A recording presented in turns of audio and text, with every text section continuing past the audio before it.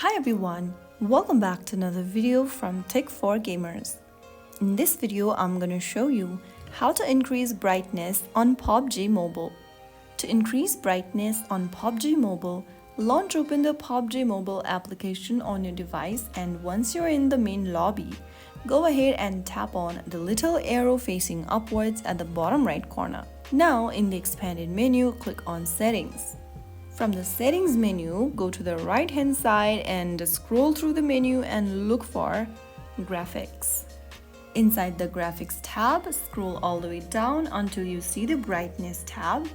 And now simply tap on the plus button in order to increase the brightness, whereas in order to decrease the brightness, you'll need to tap on the minus section.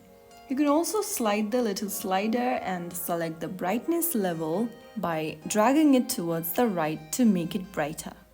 Right after you do that, you can now get back and enjoy the game, and you'll also be able to notice that you have increased your brightness on the game. You can also increase your phone's screen brightness through the device's settings or quick settings menu if you need extra brightness outside of the game. So that's how you easily increase brightness in PUBG Mobile.